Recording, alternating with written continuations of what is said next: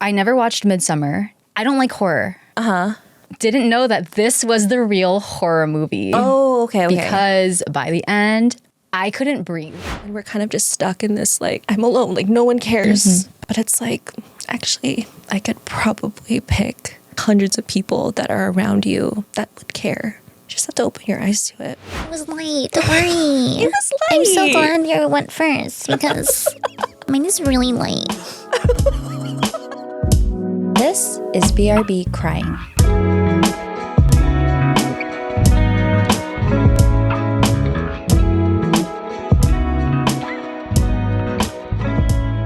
Hello, everyone. Welcome back to BRB Crying. I'm Ariana, also known as Arns. And I'm Angela, also known as Nins. And welcome to our pod. Yes. Welcome to the new, gorgeous, stunning, elevated, chic, fabulous little studio that we have. Yes, we upgraded it a little bit because it was time. We're moving on up. Yeah, it was time to not have glaring lights with zero diffusion, just like really harsh on our faces. So, yeah. Listen, we're just two girls at the end of it all. Yeah. Googling fiercely how to make a podcast. Oh, man. This lighting setup, I went down I know way too much.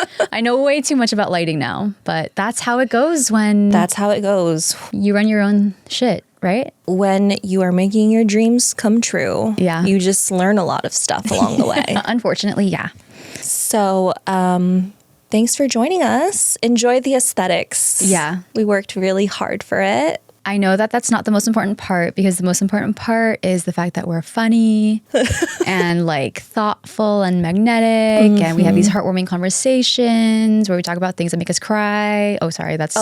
Stole my line. So what is this podcast about? Well, what did you say? I don't know. Talk about things that make us cry. That is what we do. That is why we're here. Did you know? Yeah. If you're new here, welcome, crybaby. If you're old here, welcome back.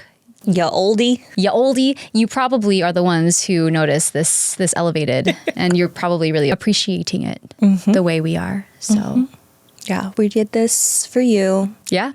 Yeah, I'm liking it. Nice and cozy. Yeah, nice and cozy.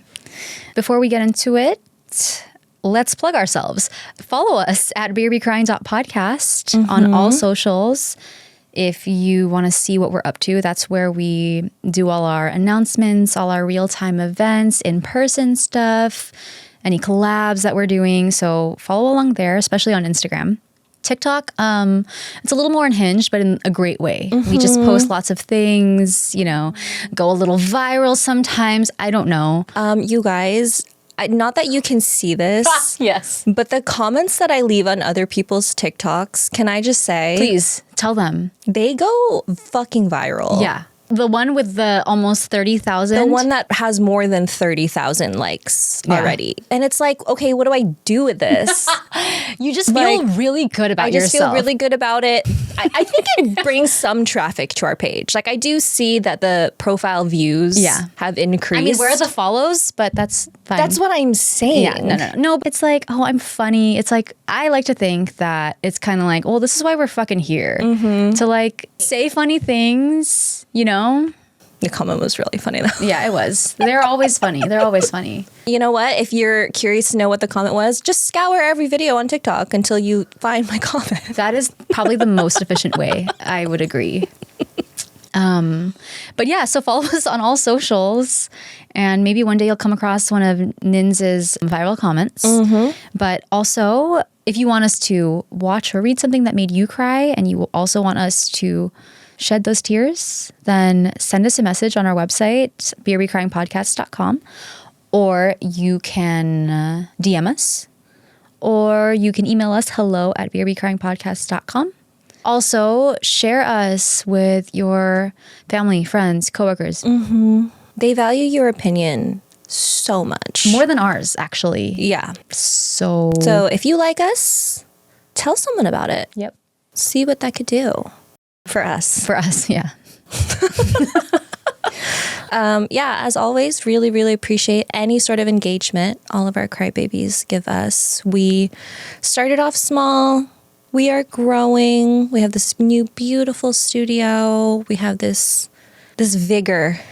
Yeah. Yeah. Ready. Yeah. We're fucking locked in. Bro, okay? fuck it. 2026. It's the year. Let me fucking it's tell the fucking you. year. Come back to this at the end of 2026 or beginning of 2027 and like truly. yeah. Yeah, that's what we got. That's all we fucking got. Okay. All right. Get your tissues ready. Let's do this. Let's do it.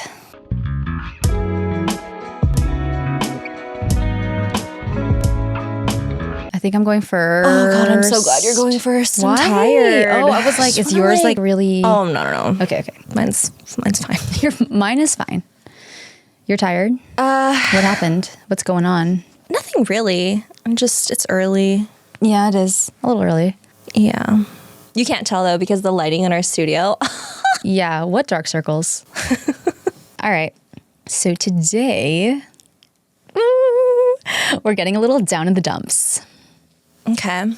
Okay, do you ever get a bunch of people telling you to watch or read something? They're like, oh, it ruined me, blah, blah, blah. And then like, so you add it to your list, but then you never get around to it because you're like, oh my God, I'm not ready. This is gonna ruin. Yeah. We're doing one of those Okay. today. Okay. Today I'm going to be talking about the film Oh. We Live in Time. Live in Time. Have you watched this? Is that the one with Tell me what you, tell the me. cute guy? Second Spider-Man. Yes. What's his name? Andrew Garfield. Andrew, I love you. Biggest fan. And you know, And Emma Stone? in Spider-Man, that was Oh, wait, who's the girl in this one. Yeah. Well, let me say my story. Don't come at me when you have a hard time editing this. You guys. like I have to Google it. Like, oh, I don't know. Jesus Christ.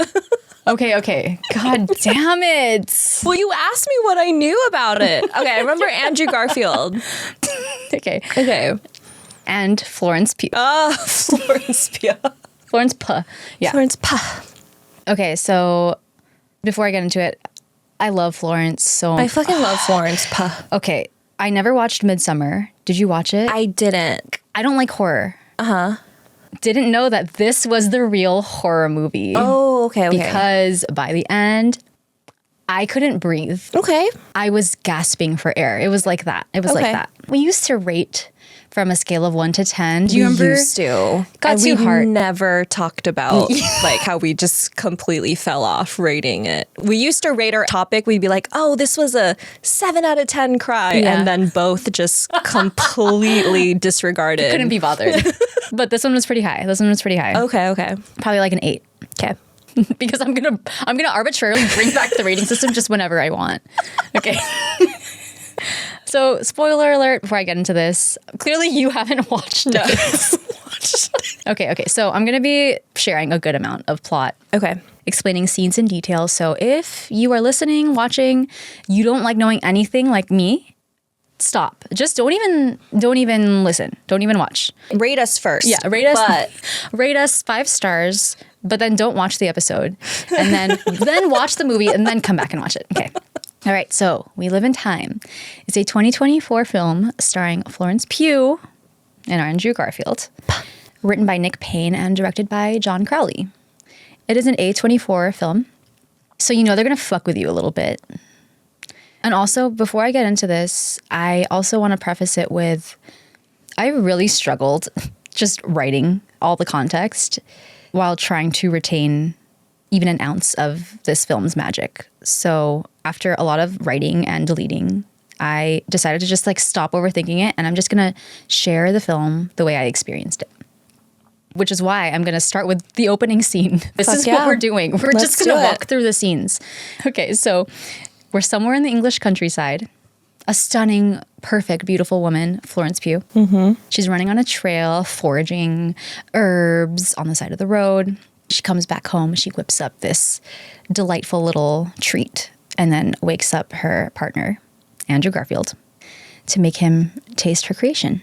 And it's warm and cozy and romantic. And me not knowing anything, because I love being blindsided, I'm like snuggling the fuck in. I'm like, oh, this is going to be so... Okay, next scene. This same woman, very pregnant, completely different haircut, on the toilet, like laboring, having contractions. So I was like, oh, okay. Next scene. This same woman, not pregnant anymore, different hair again. She's working in the kitchen of a restaurant.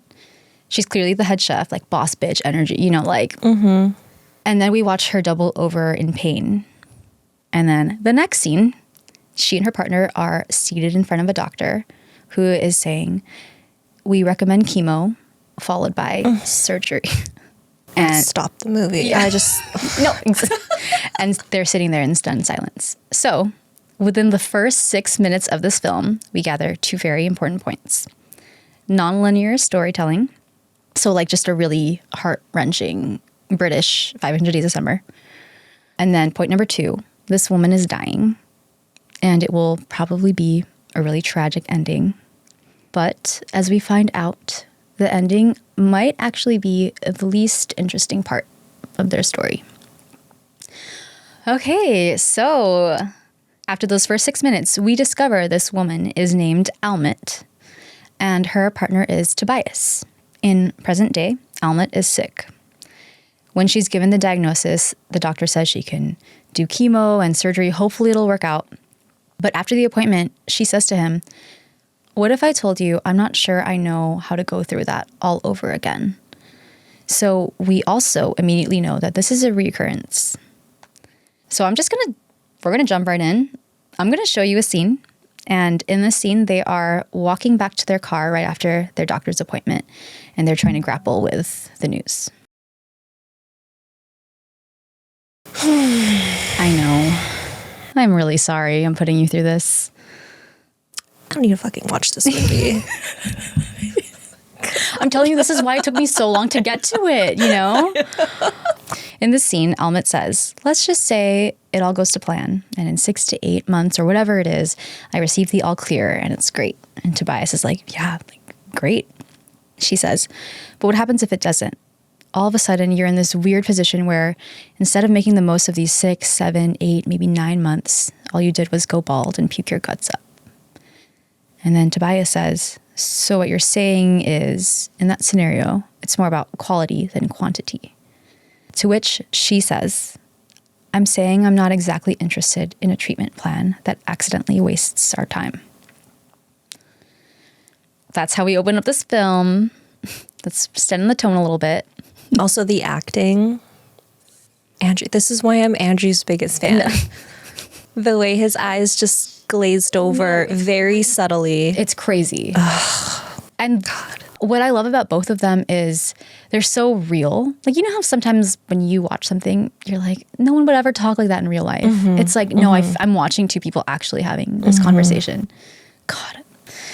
Okay, so after the scene, we were brought to the very beginning where we find out that Tobias is divorced, working at this really lifeless corporate job. And while he's traveling for work, in this really insane turn of events, he gets hit by a car. Only to wake up in a neck brace seated across from the driver who hit him. Her name is Almut. And despite him being in a neck brace and looking like the fucking pits, they kind of hit it off and decide to grab a meal at a diner together. Almut is everything his life is missing. She's colorful, whimsical, unpredictable, and he's a little bit more reserved and measured and kind and gentle. She is a chef about to open up her own restaurant, and she invites him to the grand opening.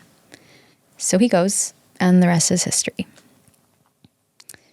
Over the course of the film, we watch their love story unfold, and it jumps from moment to moment to moment. You know, walking through the park with coffees in hand, Almut teaching Tobias the best way to crack an egg. That's like the most iconic scene. It's in, I think, like every trailer. Okay. Getting pregnant. How? Yeah, actually, I didn't know this. You're Not how to get pregnant. How do you crack an egg? You're supposed to like crack them in a separate bowl and then you pour. It's a whole. I'm sure there's like symbolism, and then you pour. I'm not watching this movie. Yeah, you. Oh my God! Wait, as I'm saying it, I understand. Oh, is it symbolic? Oh my God!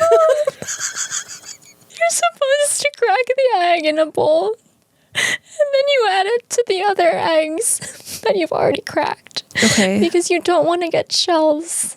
It's easier to fish the shells out of the one bowl with the one egg than fishing it out of the big bowl. Okay. That's so fucked up. Oh my God. What the? Okay, so we watch them, they get pregnant, birth a child. They find out Almut's cancer has come back. And the premise of the film is obviously heartbreaking. But between the sadness and the despair, there is also so much joy and laughter and all these kind of everyday moments. There's a scene, I thought about showing it to you, but I was like, they would just be for fucking shits and giggles. There's a scene where she goes into labor and they have to like pack up all their stuff, like get in the car. But the cars in front and behind them, they're parallel parked on the curb, like are too close. So he's like, it's like a fucking 20-point turn. I think I saw this one in the trailer. This is in the trailer too, right? Okay, I'm pretty sure. So then he just fucking like, all right, let's go, dude. It's crazy. It's like, it's so dumb and so funny, but then it's also just so nice because we're reminded that like all these everyday moments are just as important as, these heavier life altering ones. Okay, so speaking of a heavier life-altering moment, I am going to, again, jump right in to one of the scenes. Okay. I'm going to... Yeah, brace yourself. Brace myself. So, Almut and Tobias are having a huge argument because despite being sick, Almut has secretly been training for a world-renowned cooking competition behind her family's back. And in that whole rush of the training and whatever, she forgot to pick up their daughter, Ella, from school. So Tobias is livid. The sigh after each scene. So in this scene, Almut and Tobias are having this screaming match while their daughter sleeps. Tobias wants to understand why on earth she would risk her health to enter this cooking competition. And in the midst of this argument, Almut says, "Did it ever occur to you that maybe I don't want to just be someone's dead fucking mom? Nothing terrifies me more than the thought of having nothing whatsoever to remember me by. There's this bit of me that is fucking desperate for her to know that I didn't just give up. And wouldn't it be quite the thing if maybe one day she decided to look back on this time, she actually chose to look back on this entire godforsaken episode and thought, wow, that's my mom." So in this scene, we feel Tobias's frustration as a partner. We're witnessing the person you love deteriorate before your eyes, and you're trying to do everything you can for them, and then you find out that they're not also trying to do everything they can for themselves. And at the same time, we get a glimpse into what it's like for Almut to be dying, but to still want to live for something and to be someone. No one is necessarily right or wrong in this situation. They just both feel what they feel.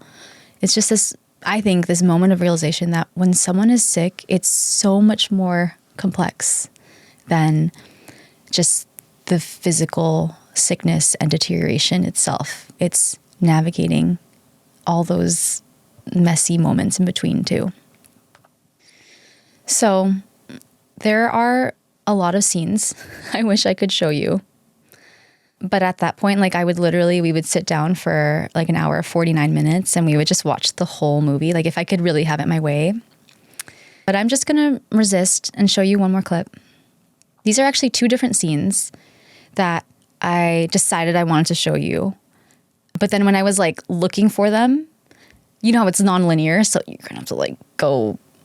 It turns out they were like right after one another. So in the first scene, Almut and Tobias have had a really big fight. This is like early in their relationship. I don't think they're quite dating yet, but they're obviously like super into each other. But they had a really big fight because Tobias is like, I want a kid, and it's kind of a deal breaker. And she's like, whoa, Your face. Yeah, she's literally, the quote, back the fuck off and calm the fuck down, is what she says. So he storms out, and they haven't talked since. And, you know, time is a construct, especially in this movie. So who knows how much time has passed. But we see him kind of like lingering, like passing her restaurant and stuff, like looking at it from afar. So he obviously misses her. And so he decides to come up to her house and apologize. And then we're just going to jump into the scene after. Okay. Oh my God. I just realized I haven't been saying the time markers. So for the scene with the diagnosis and in the parking garage when they're having that conversation, that's at 8:20. And then the scene where they have their big argument is at 1:25. And this last little clip I'm going to show you is at the 46-minute mark. Wrap it up. Don't worry, I'm fucking getting there. I am getting there. Okay, so in this first scene, Tobias shows up at Almut's place and she happens to be hosting a baby shower.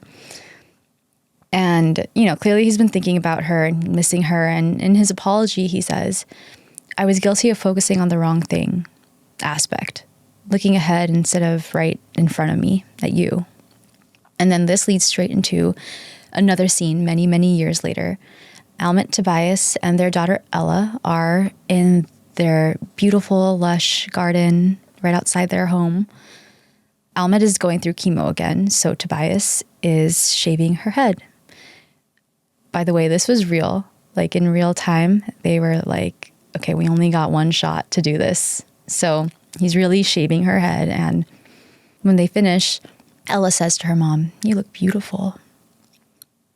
And it's this moment that should be shrouded in misery, and yet the sun is shining. There's warmth, there's laughter. You can almost like feel the breeze. And to me, these two scenes perfectly capture what this entire film is about. Because up until this point, I was gripping the edge of my seat. I was just waiting for the inevitable tragic ending. But then Tobias says that line, I was guilty of focusing on the wrong thing, looking ahead instead of right in front of me. And I realized that in bracing myself for the ugly, I was missing the beauty in each scene. I think that just like in this film, our lives are really just a bunch of moments strung together. And we could race to the end and see what lies there, or we can take each day, each moment, and see it as the gift that it is. We can't stop the hurt that will inevitably come. We can't force a fairy tale ending where the person who's dying has this miraculous comeback. But we can be brave. We can do hard things. We can look at these stories that we know ends in heartbreak, and we can let our hearts be broken anyway.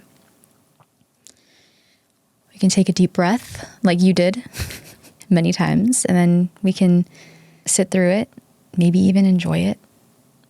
Trust that it'll be okay in the end, because like we always say, it's a gift to feel.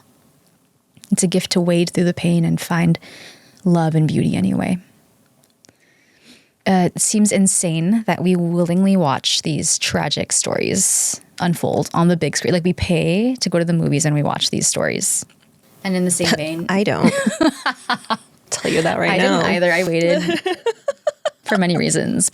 But in the same vein, it seems insane also, I know we talk about this a lot, to love someone who will one day be gone. But we do it anyway. Because for all its complexity and messiness and ugliness, this life and the love that we can feel are just, they're too magical to resist.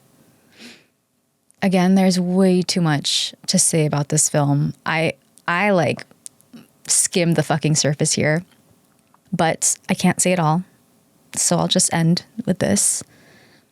I'm really proud of us, each and every one of us, everyone who's listening and watching too, all of us who dare to be brave, brave enough to dream and try and hope and suffer and love. It's not easy. In fact, sometimes it's unbearable. But we do it anyway, and we keep doing it. On the surface, We Live in Time is a tragic film, but it isn't really about death or endings. The narrative is such that we're constantly being pulled to the now. Even when we relive their past memories, we feel all those feelings right now in this moment. And so, yes, we know this story will probably have a sad ending, just like so much that happens in our lives. But if we know how it ends, then that's not the part that matters. The part that matters is right now. That's the story worth telling. That's the story worth living. That's a good reminder. Because the whole time you're telling the story, I'm like, I don't want to watch it. No, exactly. Because I don't want to get to the end where I know it will fuck me up. Yeah. And then I miss all of that in between. Yeah. Yeah. I love that they put that in there, like at this halfway point, you know, where you're just, hey, don't forget to enjoy this. Yeah. Yeah. I mean, even that scene where she's getting her head shaved, like, yes, it's beautiful. The sun is on them. You know, they have this really sweet, loving daughter. On the surface, it's like really beautiful, but you know that both Florence and Andrew are thinking about why they're really doing this and like why it hurts. Yeah. But if they didn't have to experience something so awful, they wouldn't have been able to have this moment of just joy. Yeah. Pain, suffering, joy, love. It's all like yin and yang. Yeah. Yeah. I was talking to my cousin a few weeks ago over the holidays, and he said something about how, like, when you're on like a spiritual journey and you're transcending or like elevating, like, people think that your life is just great always and bad things don't happen to you. But really what it is your ability to take it all in stride, right? It doesn't mean nothing bad happens to you. It's just you see it for what it is. It's all part of your experience. Yeah. And the heavy parts or the sadder parts don't negate. No. If anything, they reinforce all these beautiful parts. Yeah. They welcome in these beautiful parts. Yeah. There's this other scene I did not show you. It's like this ice skating scene. I couldn't breathe. Okay. If you've watched this and you're listening, I know you fucking know what I'm talking about. Couldn't see the screen. Okay. I trust you. I was thinking about this. I was like, I can't believe we go out and we watch these movies, right? Like, we know that it's going to fuck us up. We do it anyway. Yeah. And so many of us do it. And so many of us like connect with it too. Like, it's because like, this is why we're here. Yeah. You know, we are here to like have that connection, that like human experience of all the pain and the joy and everything wrapped up in one. I think that there's still so many of us that shut away our feelings, and art and storytelling like this movie really forces you to just let it out. And you can project and just like focus on the movie while ignoring what's happening in your real life. But at some point, your emotions need to be released. Yeah. And these are these little things that help us make it feel a little bit easier to do so. Yeah. Art, baby. Fucking art and stories. What would we be without them? That's why we're here. That's why we're here. Art. Art. Stories. Shout the fuck out, Florence. Oh, shout the fuck out, Florence. Andrew fucked me up. I mean, the acting, you know? The fight scene with her and Andrew, and she goes, "Stop it, you're being mean." That is like a direct line of one of her lines in Little Women. Oh, really? Yeah. I was like, whoa, taken aback. Plugging my Little Women episode. Do you know what number that is? I think it was 28. Women Have Minds, Dog on the Moon. That's what it's called. I didn't talk about Florence's story in Little Women, though, but it's still worth checking out. Oh, 100%. And it deserves to be talked about. Like, I just didn't Then let's do it, you know? Let me delete what I had planned for my story today. We'll just keep the Florence vibes going. The Florence flow, yeah. Ooh. Yeah. You too, Andrew. Love you. So good. I think that might be one of my like favorite movies now. Really? Yeah, I know. It's weird, right? Because it was so painful. But again, it was like, oh my God, it just made me feel like, it made me feel everything.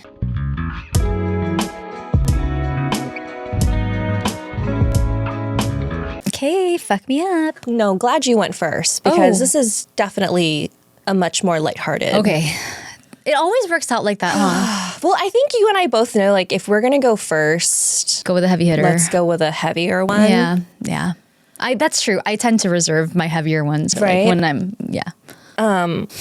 Also, I wanted this one to be like a shorter one. Okay. It's still 5 pages. So sorry. Okay. So the other night, I had dinner with some old college friends of mine, and one of them recently got engaged. Okay. Shout the fuck out, Chris. Shout out, Ashley. Congrats. So over dinner, I asked Chris to recount his proposal story. Ooh. And that led to me asking how they met and how they got together because, you know, I fucking eat that shit up. Tell me every from the beginning. You know what I mean? Tell me her sign, you know, all of it. Well, that should be your first question. She's Virgo. Weird. Okay. Oh, oh, what? What? That's so funny. So Chris tells me that they met, you guessed it, on a dating app.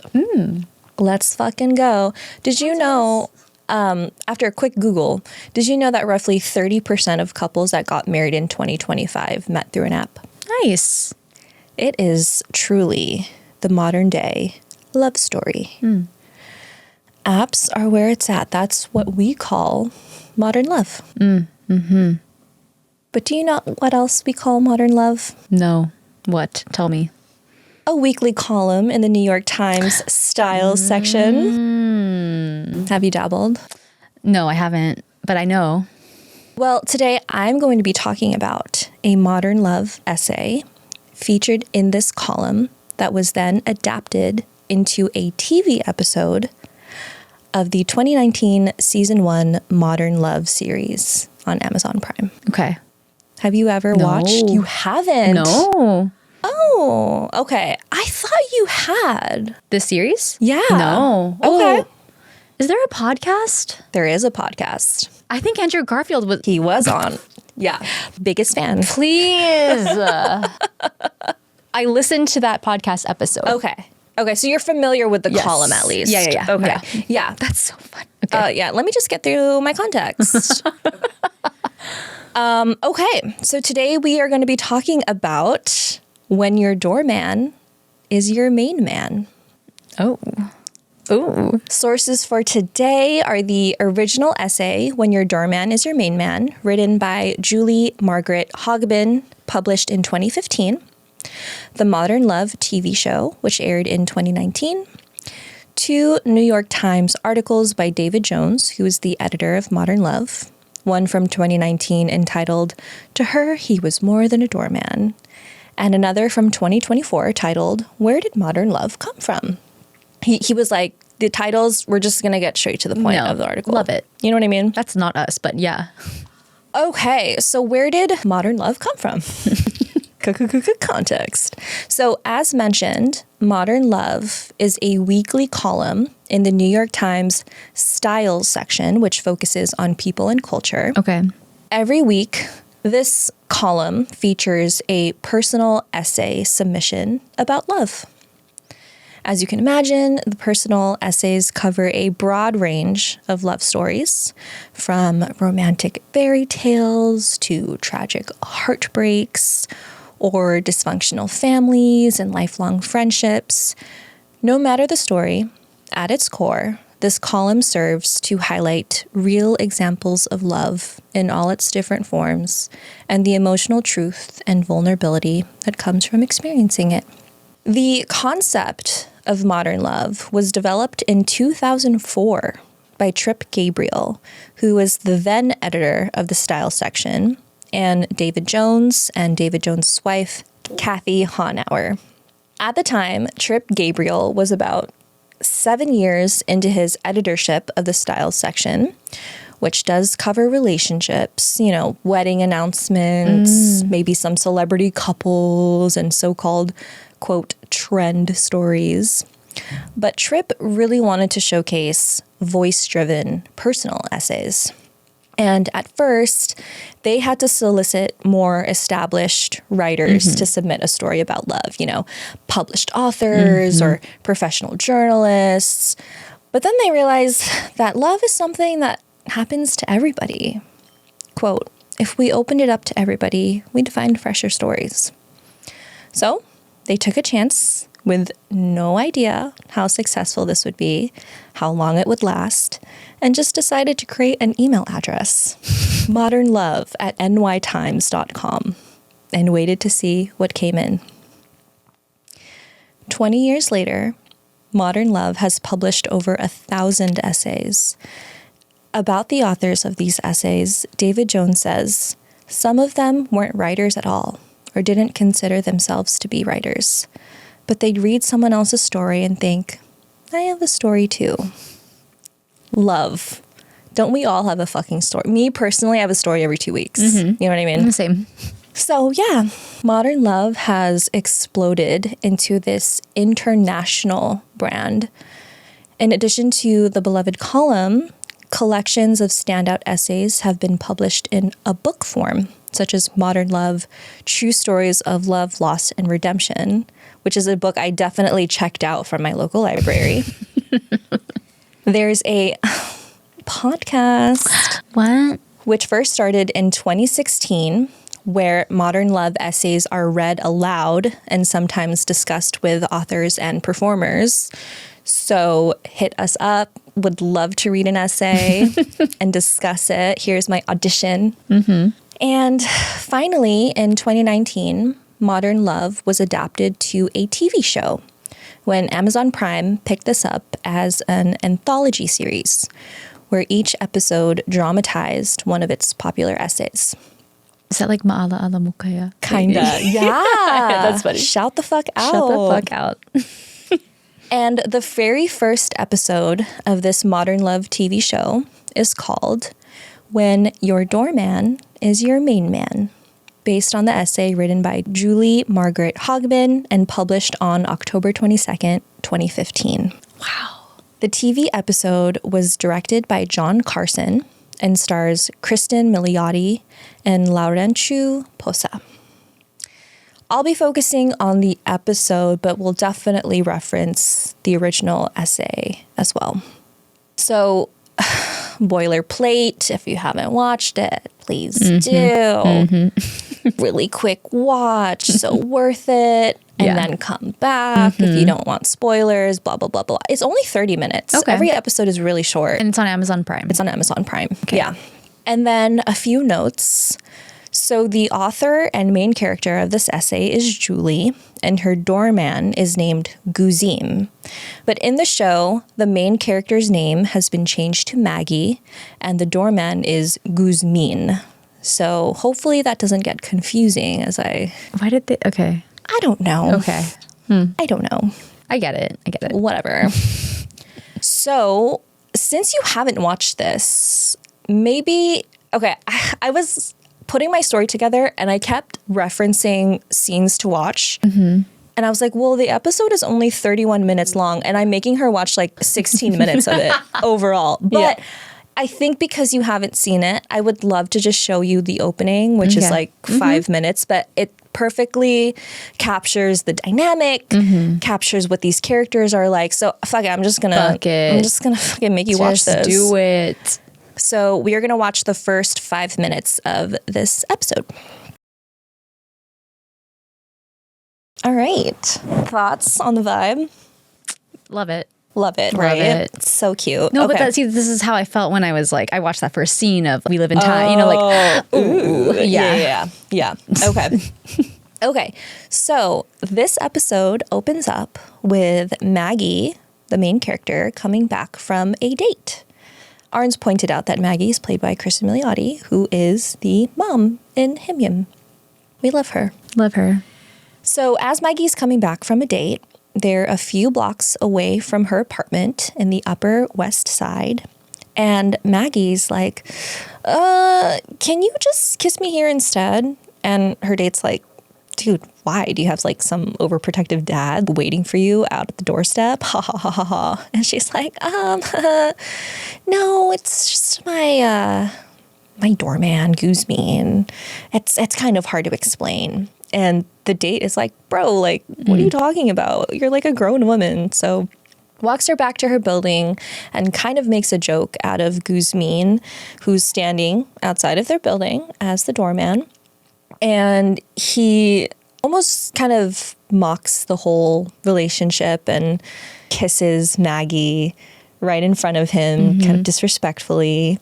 And Maggie's clearly very uncomfortable. And as soon as the date leaves, Maggie walks back into her building and Guzman's like, I don't like him. He will never be calling you.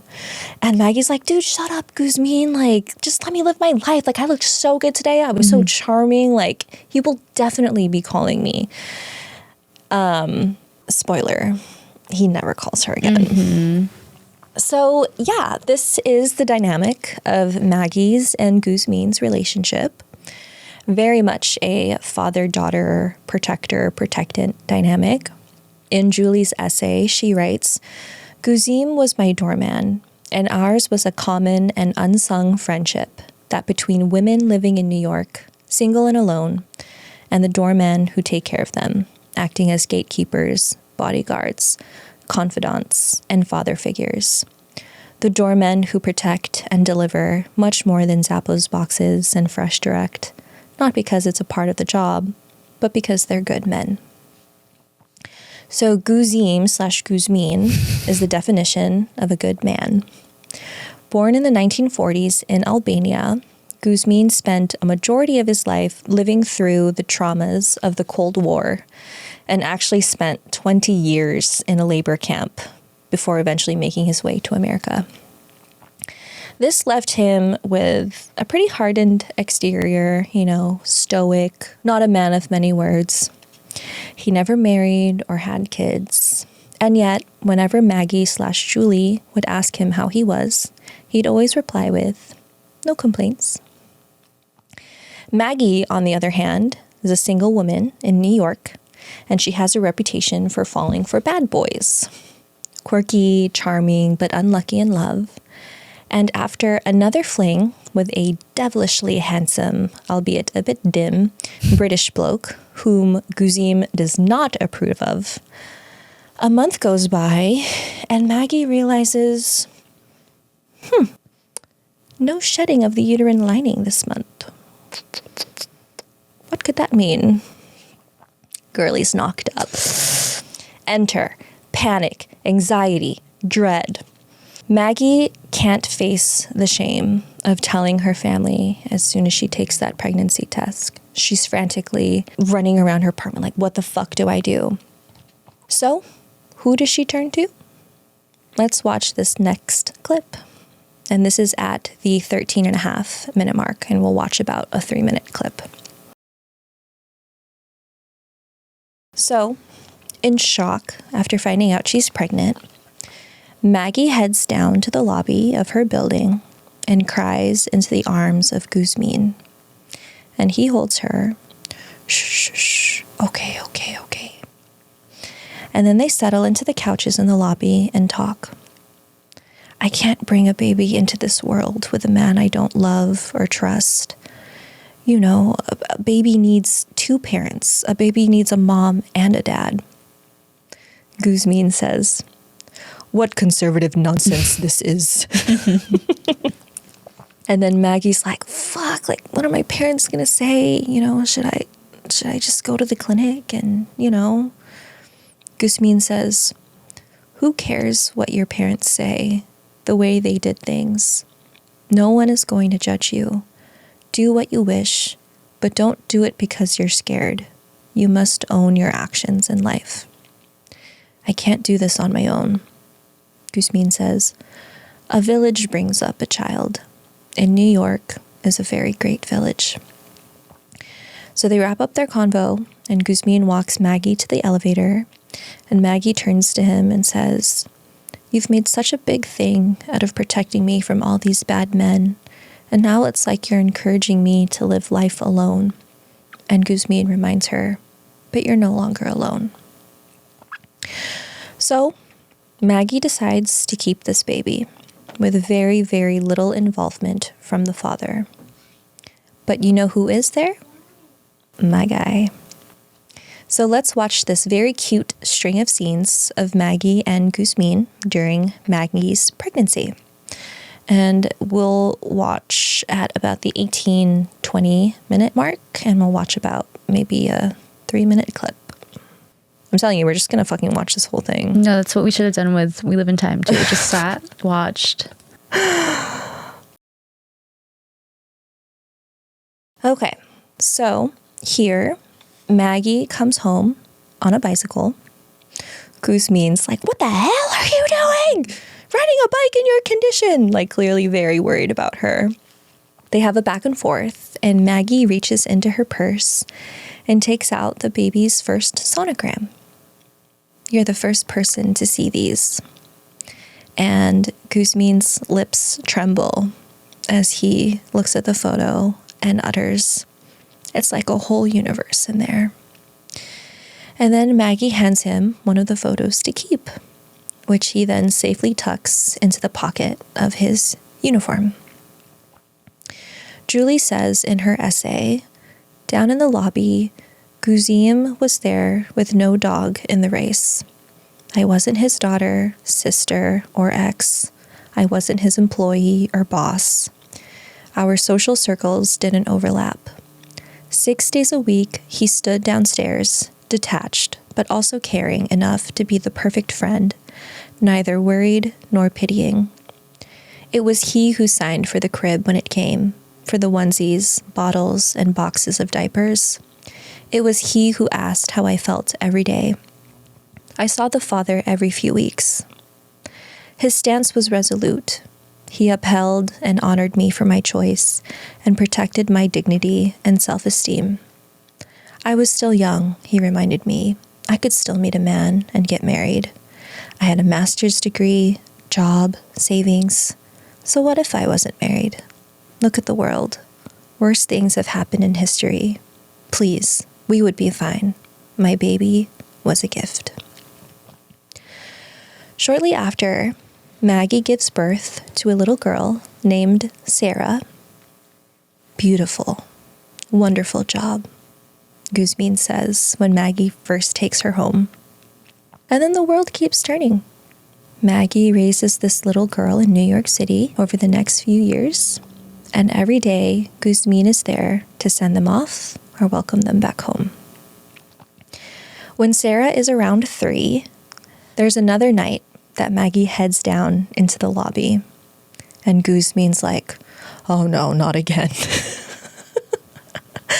But let's see how this conversation actually goes. And this is at the 25-45 second mark.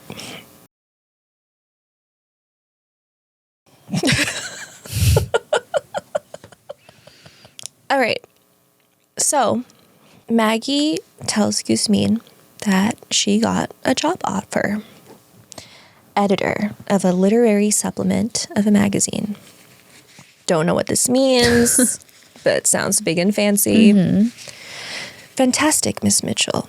It's about time people started seeing your talent. But it's in LA. I don't know if I want to bring her up in LA.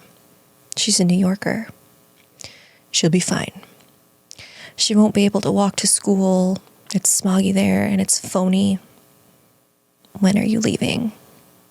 Guzmin knows her. He can see right through her. She'll miss the city and this building and you. And Guzmin says, "No complaints, Maggie," and abruptly excuses himself. And then he steps out onto the street with his back turned to Maggie so that he can compose himself. And as she walks into the elevator, you see her face crumble as the doors close. Should we just finish it? Should we just watch there's like 3 minutes left. I'm just going to show you the last scene. Oh my God. We're just watching this whole episode.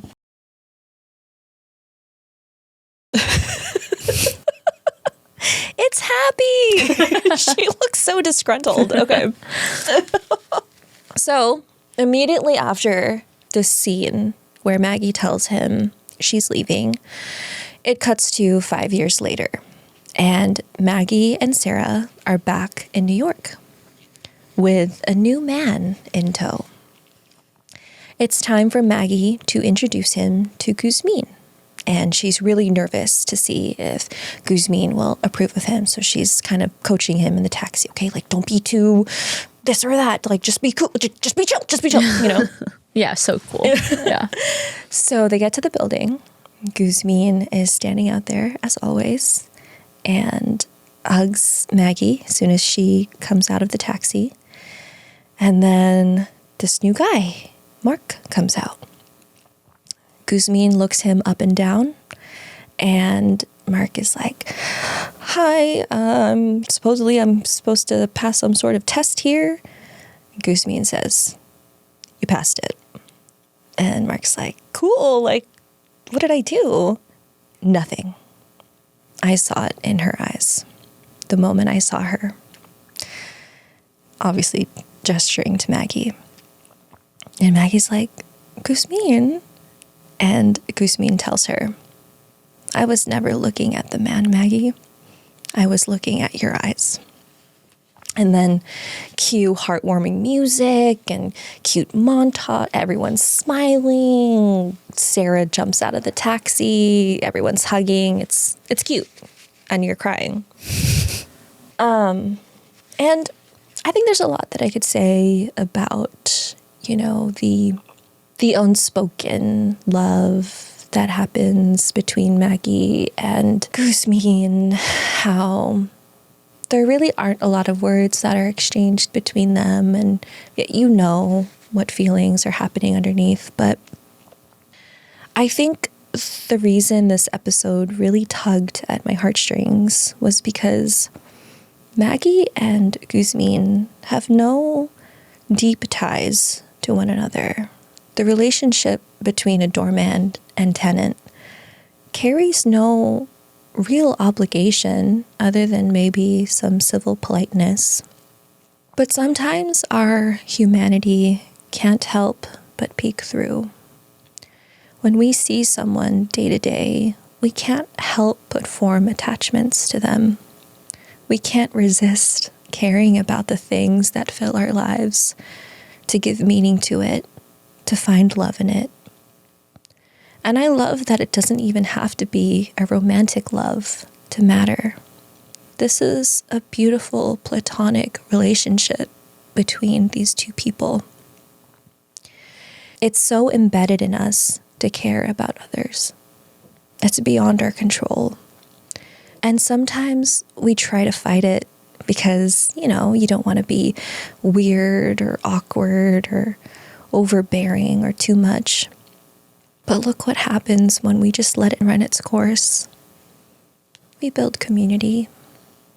We form a chosen family. We find a home. All around us are little seedlings of relationships that are ready to blossom if we want to. Our next door neighbor, our barista, our lash tech. These strangers, these casual acquaintances that fill our lives, guess what? We care about them. And they us. We can't help it. We're human after all. Maybe we don't know each other's names yet, let alone the story of their lives. But I know with certainty that if we just opened that door, we'd find a little slice of modern love for them in our stone-cold hearts. It was late. Don't worry. It was late. I'm so glad you went first because mine is really late. Okay. We say that every episode. I know. No, that was beautiful.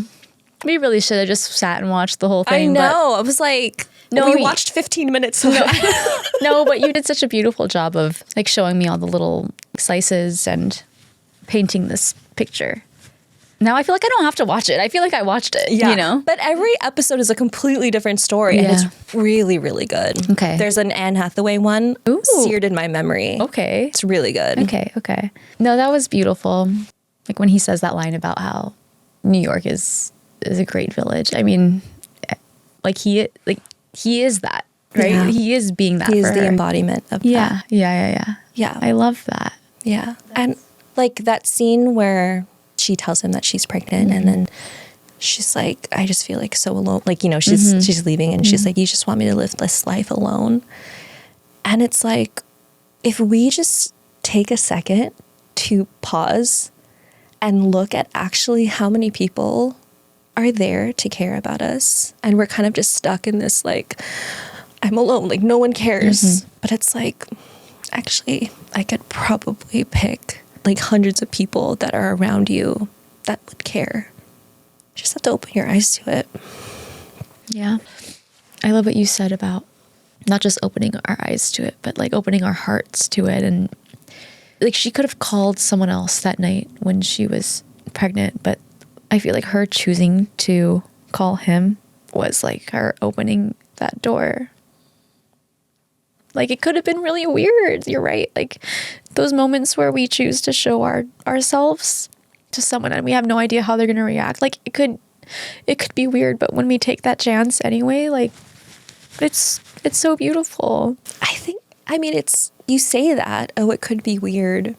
But I try to imagine if someone were to come to me, how could I reject that? Like, I think we're in our heads, like, 100%. That's all you know it what I mean? is. That's all it's it like, is. We think the worst, but really people are so ready to give love. Yeah. We all have that in us, this innate desire to care about someone if they're coming to us. And I think we just need to remember that a little bit more. Yeah. I think it's always worth taking that shot, taking that chance. It might be weird, but it probably won't. It'll probably be actually amazing.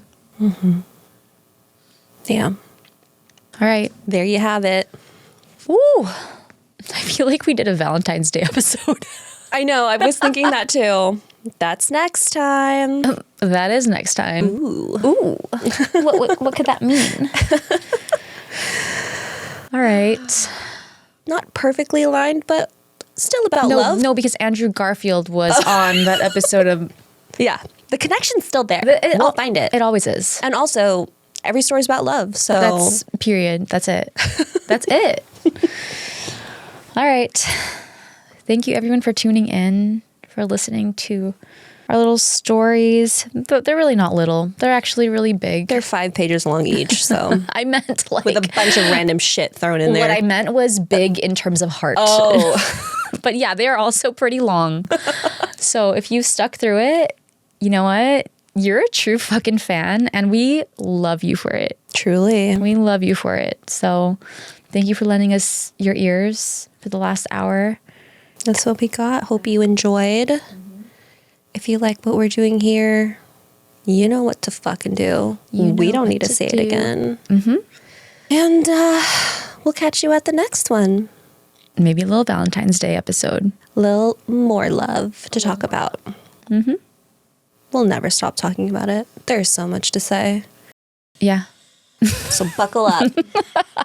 But until then, BRB, crying.